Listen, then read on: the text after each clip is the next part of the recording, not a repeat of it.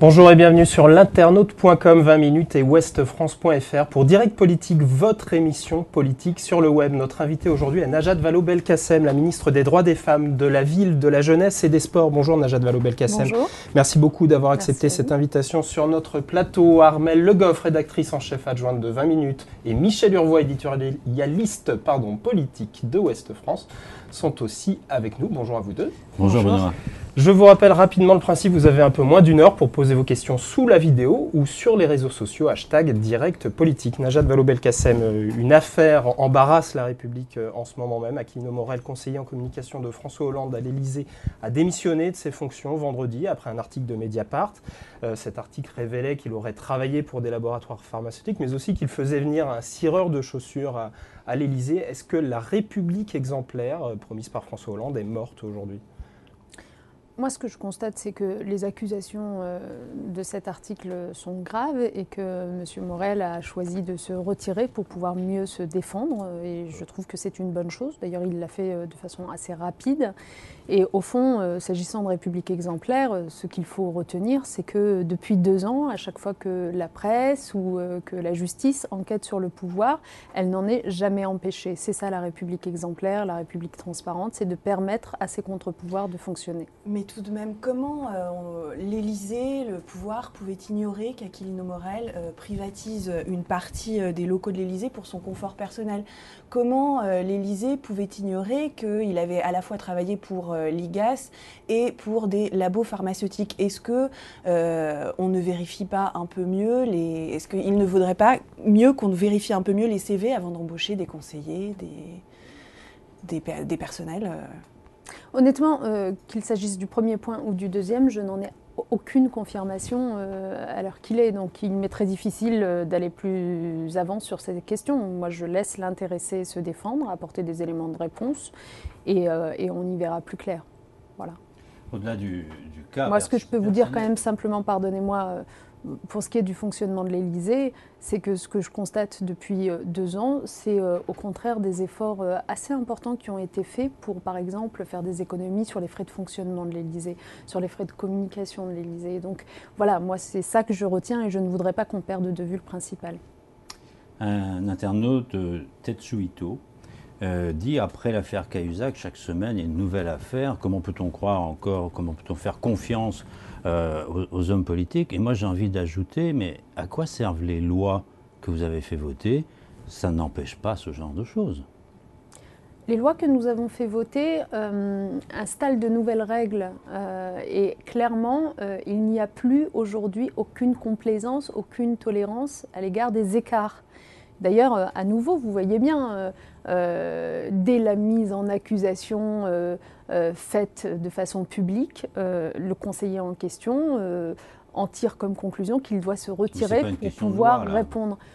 Je pense que c'est quand même un fonctionnement qui n'a pas toujours été celui de la République. Il faut le reconnaître. Par le passé, vous avez eu d'autres affaires de ce style, des conseillers mis en cause, voire des élus, des responsables politiques mis en cause qui ont tardé avant d'en tirer les conséquences. Aujourd'hui, on en tire les conséquences en moins de 24 heures. Je pense que c'est la manifestation que la République exemplaire est plutôt là aujourd'hui.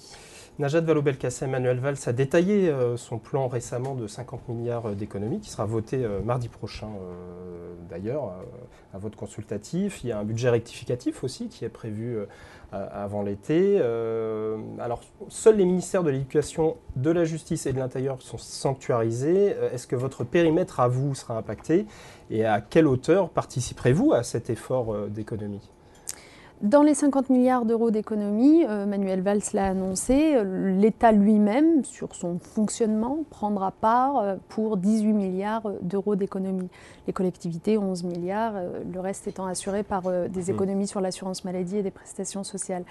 S'agissant donc du fonctionnement de l'État, bien sûr, chaque ministère y contribuera et nous veillerons à ce que ce soit fait de façon la plus efficace, la plus utile possible. Quelle est l'enveloppe pour votre périmètre, vos portefeuilles? Ça fait partie des discussions budgétaires que nous devons avoir avec le ministre du Budget, mais je considère tout à fait légitime que chaque ministère, chaque administration contribue à cet effort inédit dont la France a besoin à la fois pour faire des économies, on l'a compris, et réduire ses déficits et réduire ses dépenses publiques, mais aussi pour pour être plus efficace. Moi, je crois beaucoup au fait qu'en mutualisant les fonctions qui, jusqu'à présent, étaient exercées de façon doublonnée par plusieurs administrations ou plusieurs collectivités locales, eh bien, on gagnera en efficacité, en simplification, en utilité. Diriez-vous que jusqu'à présent, la France vivait au-dessus de ses moyens, comme Manuel Valls l'a dit ? Oui, je crois qu'on peut dire cela. Je crois qu'on peut dire cela. Les dépenses publiques n'ont cessé de progresser, que ce soit celles de l'État ou celles des collectivités locales. Il faut voir sur 20 ans à quel point, je pense en particulier à celles des collectivités locales, mais ça vaut aussi pour celles de l'État, ces dépenses publiques ont pris un poids de plus en plus important. Est-ce que nous offrons un meilleur service aux habitants, aux Français avec cela ? Pas toujours. Ça veut bien dire que nous avons des marges de manœuvre pour progresser. Et d'ailleurs, il y a des expérimentations qui ont été menées. Moi, je suis lyonnaise, par exemple. Quand je vois notre capacité ces toutes dernières années à Lyon à avoir mutualisé entre la ville de Lyon et la communauté urbaine du Grand Lyon des fonctions qui jusqu'à présent étaient dédoublées, comme par exemple la fonction relations internationales. Vous en trouviez une direction à la ville et une direction à la communauté urbaine de Lyon. À partir du moment où nous les avons mutualisées, nous avons fait des économies de fonctionnement et sans rien perdre en termes de force et d'attractivité pour l'extérieur, bien au contraire. Parmi les autres économies, il y a la dépense sociale, même si tout n'est pas arbitré. Il y a des discussions aujourd'hui même à Matignon. Ne craignez-vous pas que le gel des dépenses sociales ouvre un nouveau front pour ce qui est de la famille ? Alors d'abord, s'agissant des prestations sociales, oui, les prestations sociales sont gelées, ce qui signifie qu'en gros, on repousse d'1 an la revalorisation de ces prestations. En revanche, on a veillé à ce que les minima sociaux, eux, qui profitent aux Français les plus modestes, ne le soient pas. Donc ça, c'est un premier élément important. Donc le minimum vieillesse, enfin des prestations très utiles pour les plus modestes seront bien revalorisées. Ensuite, pour le reste, est-ce que c'est une attaque faite aux familles? Non. Si nous avions voulu attaquer les familles, nous n'aurions pas, comme nous l'avons programmé, décidé de créer 275 000 solutions d'accueil pour les moins de 3 ans.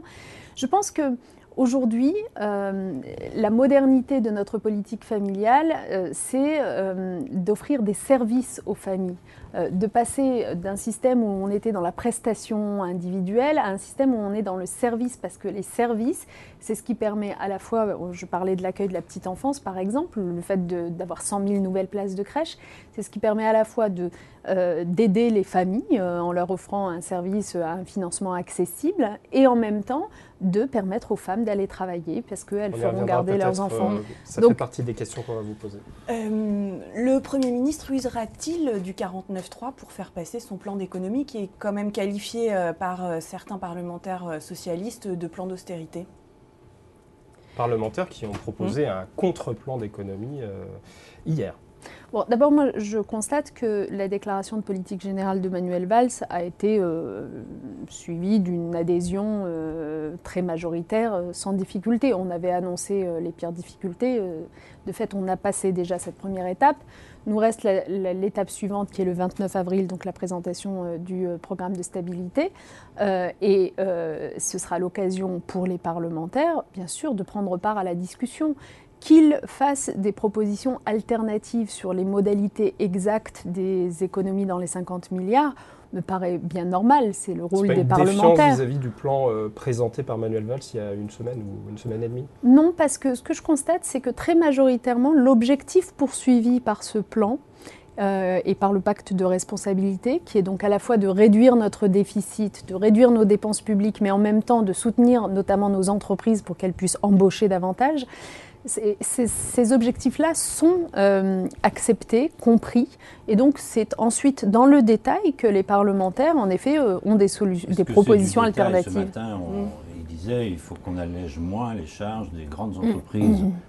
C'est pas du détail. Le pouvoir d'achat des Français, non, c'est pas du détail, je suis d'accord avec vous. C'est en milliards que ça se chiffre. Non, je suis absolument d'accord avec vous et ce sont des propositions qui, honnêtement, peuvent s'entendre tout à fait. Et le Premier ministre, d'ailleurs, reçoit les parlementaires de la Commission des Finances ce matin pour pouvoir en discuter.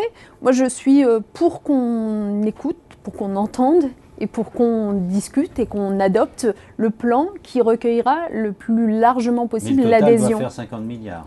Mais sur le montant et sur le cap fixé, je crois que nous ne pouvons pas dévier. C'est la garantie, en fait, ce plan, ce pacte de responsabilité, ces 50 milliards d'économies, c'est ce qui nous permettra à la fois de réduire nos déficits et de passer en dessous des 3%, ce que tout le monde comprend très bien, parce qu'une France trop endettée, c'est une France qui reporte sur les générations à venir, et les jeunes, je suis ministre de la Jeunesse, la charge de rembourser ensuite cette dette. Et puis une France trop endettée avec des déficits trop importants, c'est une France qui ne peut plus investir dans l'essentiel, donc qui ne peut plus investir dans l'éducation, dans la sécurité, dans la justice. Or nous avons voulu préserver ces secteurs. On va parler justement de vos portefeuilles et on commence par une question de David qui vous pose une question très courte et très simple. De quoi êtes-vous ministre au juste ?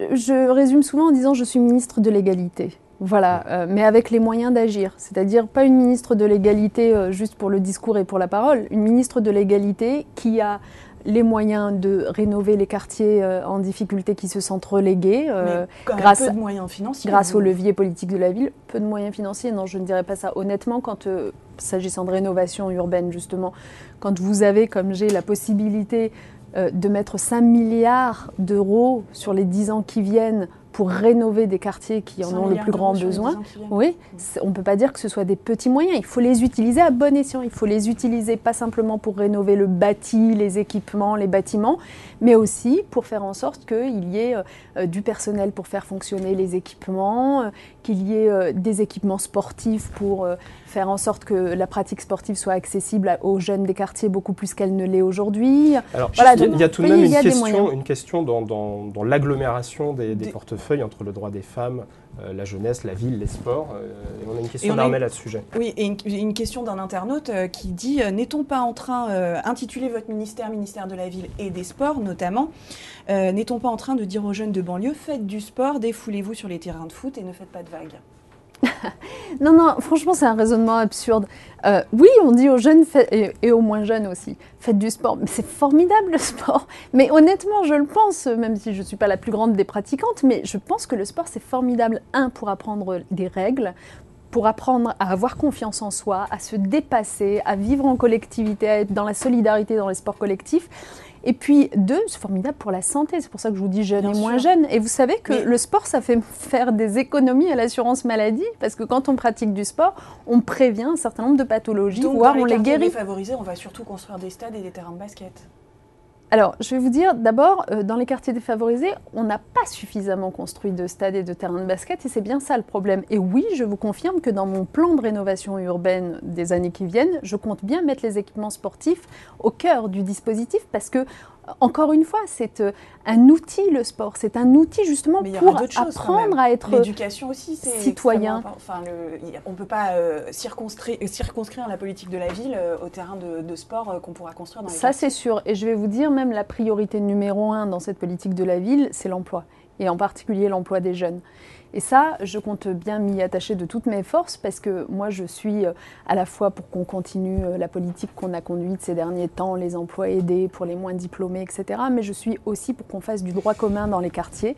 Et donc faire en sorte, par exemple, de multiplier la création d'entreprises par les jeunes, faire en sorte de développer l'apprentissage, l'alternance, les contrats de professionnalisation, mais dans des vraies conditions qui permettent que ça marche. C'est-à-dire, par exemple, assurer que le jeune, une fois qu'il est en contrat de pro ou en apprentissage, il est vraiment un logement. Parce que s'il n'a pas de logement, eh ben, il sera en rupture très rapidement et donc il ne poursuivra pas son contrat. Et moi, je suis pour qu'on qualifie les jeunes pour qu'ils puissent occuper les emplois qui sont aujourd'hui non pourvus. Donc la formation, ça va être l'axe principal de votre politique de la ville. Vous en présentez la feuille de route lors d'un déplacement cet après-midi à côté de Nancy. Est-ce que l'accent va être mis sur la formation dans ces prochaines années ? C'est en effet un élément essentiel. Mais cet après-midi, avant d'œuvre-les-Nancy, où je serai en effet en déplacement, je présenterai le calendrier de la réforme de la politique de la ville. C'est-à-dire qu'aujourd'hui, en gros, si je dois résumer, je vous dirais que depuis que le premier ministère de la ville a été créé, c'était en 1990, On a vu une superposition des dispositifs politiques de la ville sans véritable cohérence, tel que tout ça est devenu illisible. En 90, il y avait 400 quartiers qui étaient considérés comme quartiers politiques de la ville où il fallait mettre des moyens supplémentaires. Aujourd'hui, on en a 2400, avec des dispositifs, les zones urbaines sensibles, les CUX, les ZFU, etc. Il faut se concentrer sur ce que doivent être nos quartiers cœurs de cible, c'est-à-dire ceux qui concentrent les difficultés précisément. Donc nous allons réduire de moitié le nombre de territoires dont nous considérons qu'il faut vraiment que nous y apportions François Lamy, votre prédécesseur, et il a fait refaire une carte des zones de la France en difficulté, et on ne voit pas plus clair. Est-ce qu'on a avancé? Qu'est-ce qu'il a fait? Enfin, on se pose plein de questions. Et qu'est-ce que vous allez faire, vous, concrètement, qui va permettre d'y voir plus clair, d'être plus efficace? D'abord, soyons clairs, François Lamy a fait un très bon travail. Moi, je considère que la concertation qu'il a menée, la loi qu'il a fait adopter, puisqu'il a fait adopter une loi sur la réforme de la politique de la ville au mois de février dernier, c'est du très beau boulot.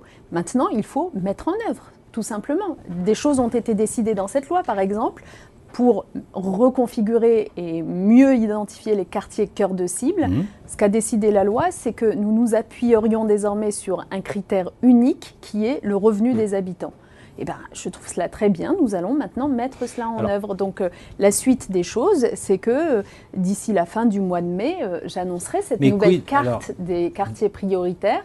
D'accord, mais quid de toute cette superposition des zones franches, des ZSP, des ZEB, tout ça, ça va disparaître au profit de cette formule unique ou c'est une couche de plus? Non, ça n'est pas une couche de plus. C'est simplification. Clarté, donc en effet, une seule géographie prioritaire, une seule carte. Donc les quelques 1300 quartiers qui seront considérés comme des quartiers cœur de cible feront l'objet de toutes nos attentions en matière à la fois de réussite éducative. Pour essayer d'y voir clair, ces 1300 quartiers seront aussi les 1300 ZEP, les 1300 ZSP, les 1300 zones franches. Sauf que si vous le dites comme ça, on a l'impression que tout continue à exister, alors que moi je vous dis que l'idée c'est de simplifier, donc on aura juste des quartiers cœur de cible. Donc les ZEP c'est fini, ce que vous nous annoncez ce matin, c'est que les ZEP c'est fini. Voilà, qui concentreront toute notre action, ce qui ne signifie pas d'ailleurs que les quartiers qui ne feront plus partie de ces quartiers cœur de cible, et qui en faisaient partie auparavant, que ces quartiers-là, nous y serons indifférents. Nous continuerons à avoir ce qu'on appelle une veille active, c'est-à-dire à regarder s'il y a une difficulté, si les choses évoluent. Nous pouvons venir en aide, mais nous pouvons venir en aide avec des dispositifs de droit commun.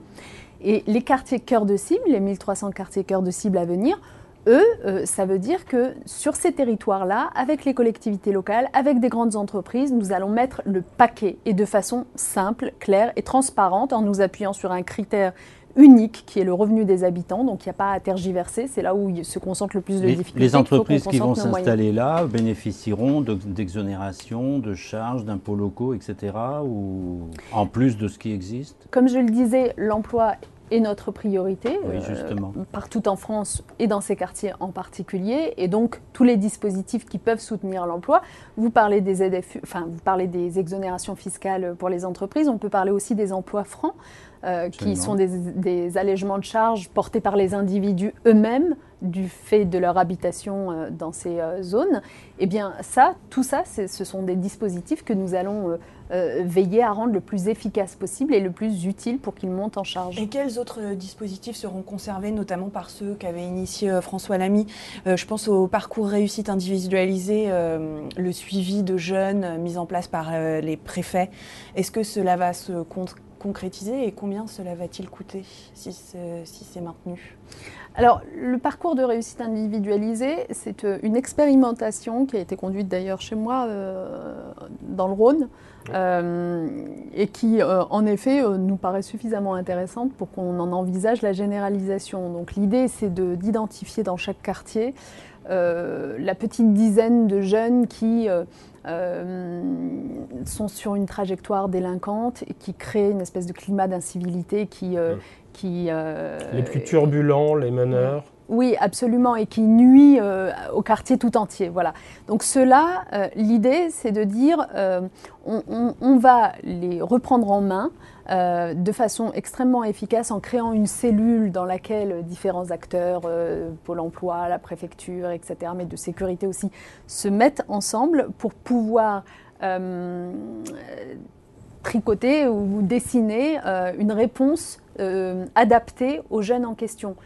En fonction de la situation du jeune, ce ne sera pas toujours la même réponse. Alors cette expérimentation, elle va être généralisée certains ou pas? auraient besoin d'une formation, d'autres auraient besoin d'un contrat aidé. Enfin, donc on adapte la réponse pour faire en sorte à la fois de résoudre la situation du jeune et de résoudre la situation du quartier, parce qu'on sait ce que ça peut Est-ce que ça va être intégré à votre Donc politique? l'idée, pardonnez-moi pour répondre à votre question, ce dispositif expérimental nous plaît beaucoup et nous voudrions en effet l'élargir, par exemple, aux 80 zones de sécurité prioritaires qui ont été mises en place par le ministre de l'Intérieur. C'est un sujet dont je vais discuter avec le nouveau ministre de l'Intérieur, Bernard Cazeneuve.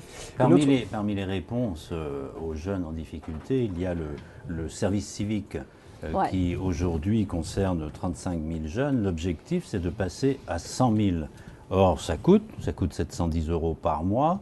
Est-ce que dans le cadre des économies qui sont annoncées, vous aurez les moyens de passer à 100 000 jeunes? François Chérec, qui est responsable de ça, attend votre réponse avec impatience. Oui, bien sûr. Bien sûr qu'il attend ma réponse. Et soyez certain d'une chose, c'est que moi, le service civique, j'en suis la première des défenseuses. Je trouve que le dispositif est formidable. Le président de la République s'est engagé clairement à ce que d'ici 2017, en effet, nous ayons atteint les 100 000 possibilités. Et moi, j'aimerais même qu'on aille plus loin d'une certaine façon et qu'on s'engage à ce que d'ici 2017, tous les jeunes qui en feront la demande puissent accéder à un service civique. Ce qui signifie d'ailleurs qu'il faut qu'on communique encore davantage sur le dispositif. Vous êtes en situation de dire, là, aujourd'hui, je ne serai pas prise à contre-pied par le plan Valls. Mais vous savez, ça fait partie des négociations budgétaires. C'est à chaque ministre, en même temps, comme je le disais tout à l'heure, de comprendre qu'il doit faire des économies légitimement comme les autres et en même temps de défendre les choses qui lui paraissent prioritaires. Moi, je pense que nous devons nous donner les moyens de soutenir le service civique. La preuve, d'ailleurs, c'est que je vais faire en sorte d'inscrire dans la loi très rapidement la pérennisation du dispositif, parce que je vous rappelle que quand il a été créé de façon temporaire. Donc déjà, le pérenniser par la loi, ce sera une garantie de l'importance qu'on y accorde, oui. Et je pense vraiment que ça fait du bien aux jeunes. Je n'ai pas le moindre doute sur ceux qui y sont passés, ce qu'ils y ont trouvé. Et je pense même qu'on peut réfléchir à faire en sorte peut-être que ce type de moments civiques, peut-être plus court que le service civique à proprement parler, mais de moments civiques accessibles à tous les jeunes puissent sans doute se déployer. Une question de Héron qui vient de nous parvenir. Bonjour, l'éducation populaire est une branche qui œuvre beaucoup pour l'éducation de tous, notamment dans les quartiers. Quels sont vos projets en ce qui concerne ce secteur? D'abord, je suis contente qu'on s'intéresse dans vos questions à l'éducation populaire. Félicitations à Héron.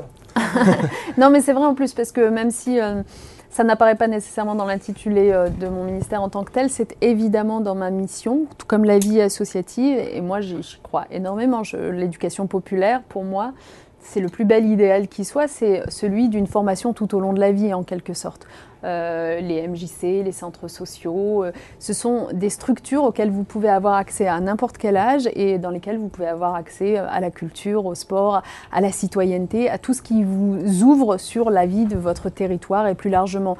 Et donc, moi je pense que l'éducation populaire doit être soutenue. Aujourd'hui, c'est largement le fait des collectivités locales, mais l'État a toute sa part à y prendre et il faut veiller notamment, en effet, à ce que dans le cadre des économies demandées aux collectivités locales, on n'en vienne pas à mettre en difficulté ce secteur, j'y veillerai. Donc protéger ce secteur et ses financements Protéger notamment. ce secteur et lui simplifier la vie aussi. Là, plus largement, ça vaut aussi pour la vie associative.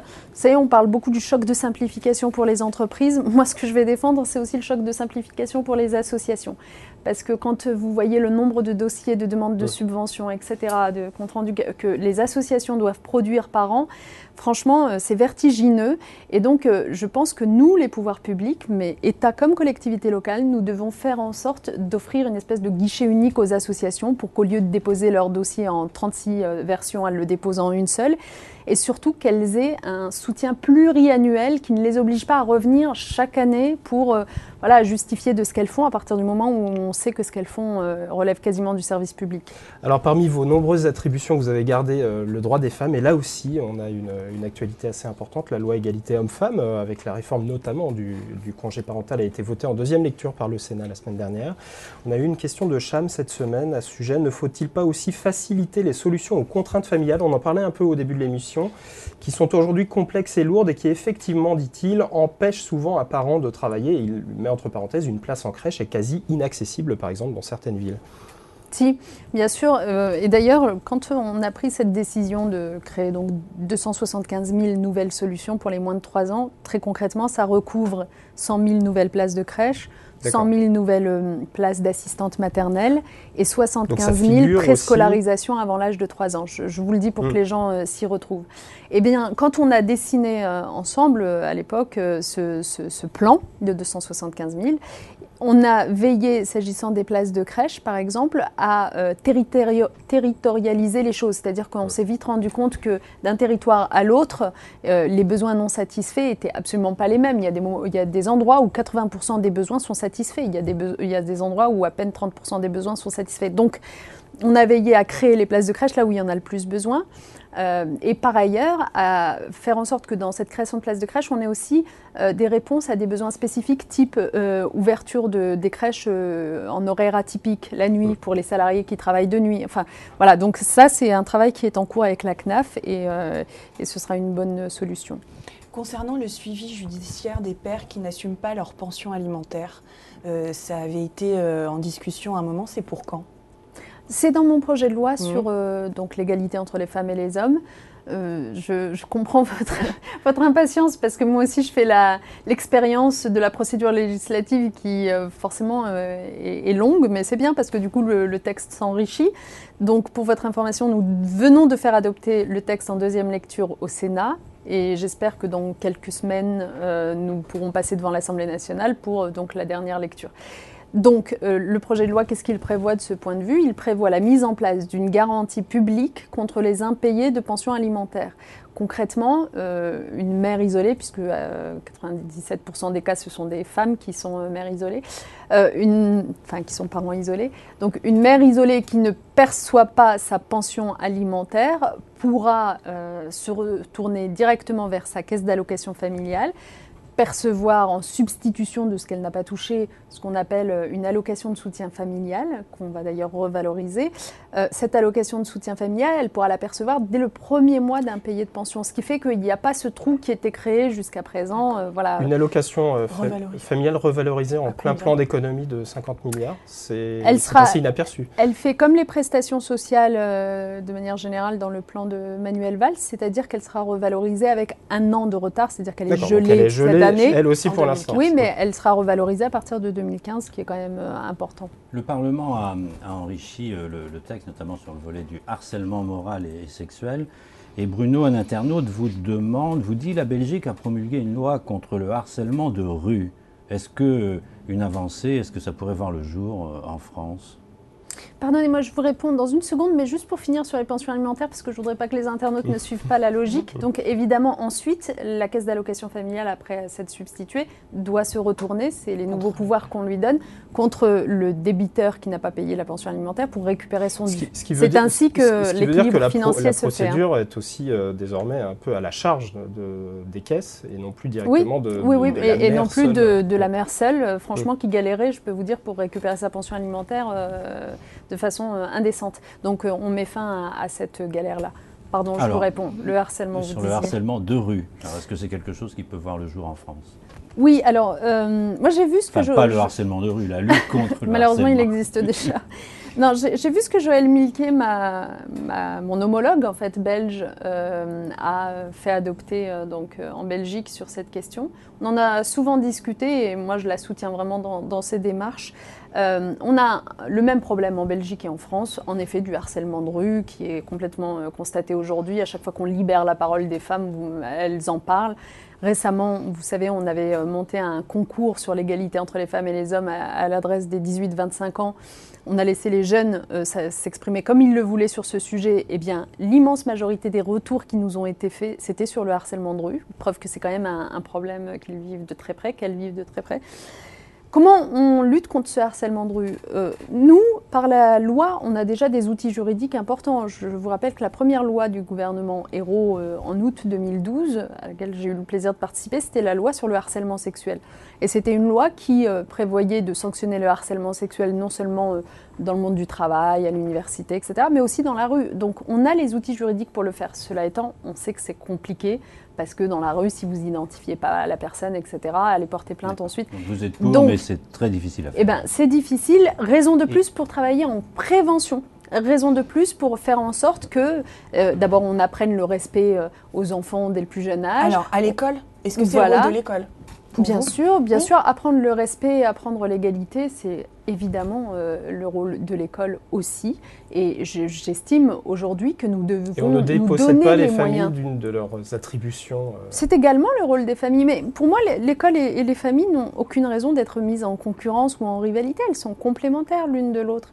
Il se trouve que, par exemple, si dans une famille, vous n'avez pas, la possibilité pour un enfant de côtoyer, mettons, de côtoyer un enfant en situation de handicap. Mettons que dans une fratrie, vous n'ayez pas d'enfant en situation de handicap. Vous n'allez pas naturellement être, incité par votre famille à apprendre le respect des personnes en situation de handicap. Donc l'école doit prendre le relais. Alors qu'à l'école, vous avez plus de chances de côtoyer des gens différents, des enfants différents. Donc dans ce cadre collectif, eh bien, on peut vous apprendre plus naturellement et de façon plus efficace et plus utile à respecter les autres et à vous sentir à égalité, à les considérer à égalité avec vous. Cela vaut pour les différences de sexe, pour les différences d'origine, pour les différences d'aspect physique, par exemple. Donc tout cela, c'est aussi le rôle de l'école. Autre aspect de votre travail sur l'égalité, c'est l'obligation pour les entreprises de négocier sur l'égalité professionnelle et salariale et des pénalités pour celles qui ne le font pas. Est-ce qu'il y a vraiment des sanctions qui ont été prises depuis l'apparition des décrets, c'était fin 2012, je crois? Oui, absolument. Ça, c'est un des sujets, je vous avoue, de satisfaction pour moi. C'est que, en fait, quand on est arrivé dans ce ministère des droits des femmes au printemps 2012, on s'est dit quel est le principal problème en matière d'inégalité professionnelle. Le principal problème, ça n'était pas l'absence de loi, puisqu'on avait des lois qui se succédaient depuis 40 ans en la matière, disant aux entreprises. C'était l'application des lois. C'était l'application de la loi. Donc, nous avons commencé par mettre en place un dispositif de contrôle et de sanction véritable sur les entreprises qui marche. Franchement, ça paye. Vous avez des chiffres pour combien de sanctions depuis décembre 2012? Depuis décembre 2012, en gros, vous avez 10 entreprises qui ont été sanctionnées financièrement. Mais il faut avoir en tête que vous en avez 700 qui ont été mises en demeure.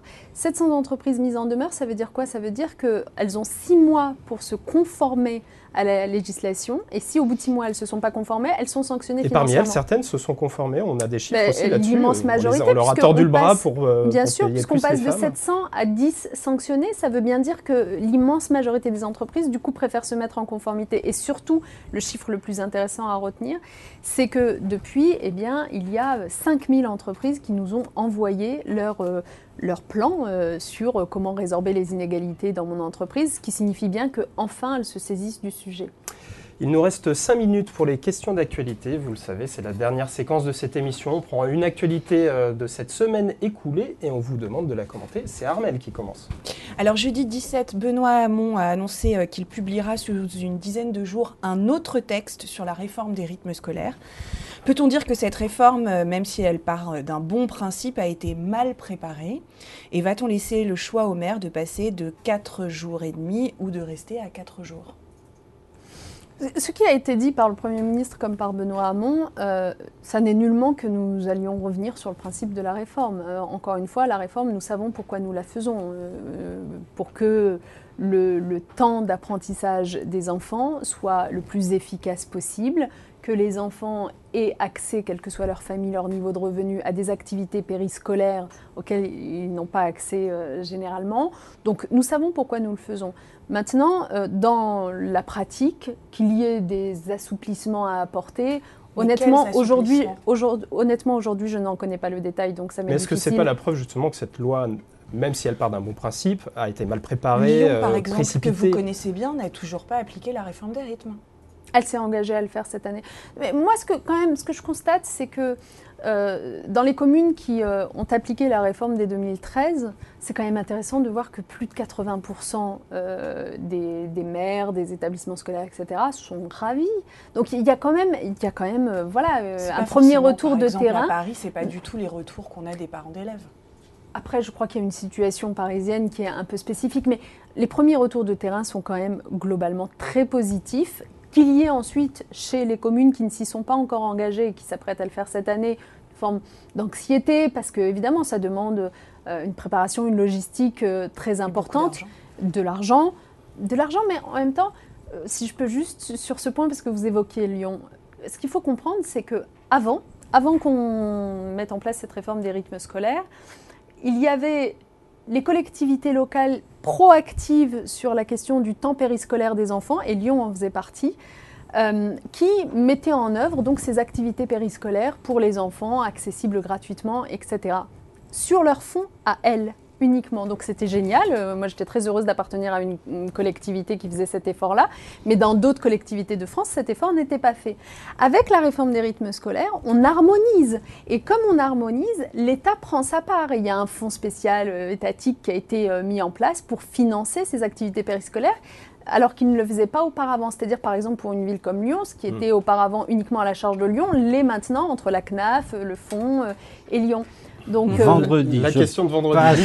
Vendredi, Sujet passionnant. Le président de la République était devant les salariés de chez Michelin, à qui il a dit « Si le chômage ne baisse pas d'ici à 2017, je n'ai aucune chance ni d'être candidat ni d'être réélu. » Comment faut-il lire cette phrase-là? Il ne sera pas candidat ou le chômage va s'inverser?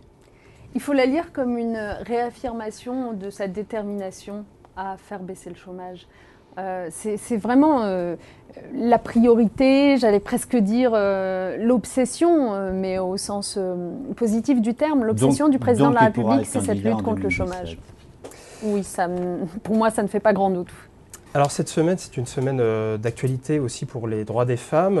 C'était hier le 70e anniversaire de l'ordonnance du 21 avril 1944 qui donne le droit de vote aux femmes, mais c'est aussi cette semaine, alors pour les femmes et pour les hommes là pour le coup, mais en fait aussi la première année d'adoption de la loi sur le mariage et l'adoption pour tous. C'était il y a quasiment un an jour pour jour. L'année dernière, sur ce plateau, vous nous assuriez qu'un volet PMA serait inscrit dans une prochaine loi famille.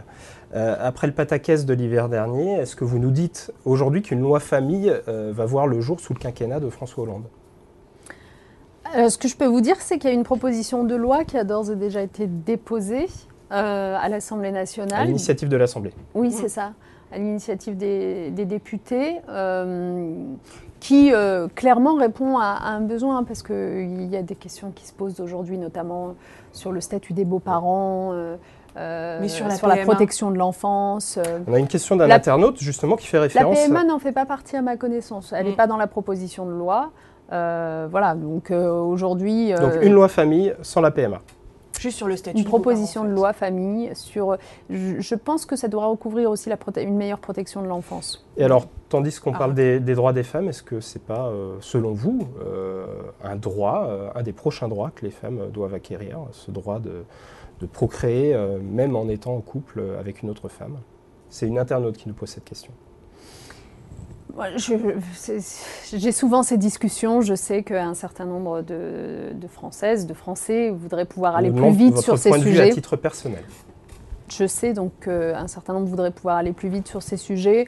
Moi, je pense que c'est comme tout. Nous devons savoir, c'est ce que je disais souvent avec ma casquette droit des femmes, nous devons savoir à la fois progresser et en même temps entraîner la société avec nous. Parce qu'il ne faudrait pas qu'à un moment donné, nous marchions tellement vite qu'au moment de nous retourner, nous nous rendions compte que nous sommes seuls. Donc vous ne voulez pas ouvrir un nouveau front politique sur cette question? C'est le président de la République en la matière qui décide et aujourd'hui le choix a été fait d'avancer sur des sujets qui clairement répondent à un besoin. Je pense notamment à cette question des beaux-parents, à la protection de l'enfance. Ensuite, nous verrons. Nous verrons, ce sera donc le dernier mot de cette émission. Merci Najat Vallaud-Belkacem d'être revenue sur ce plateau. Donc, merci à vous. Merci Armelle, merci Michel. Merci à vous tous de nous avoir suivis. Je vous donne rendez-vous la semaine prochaine, même heure, même endroit. D'ici là, restez connectés.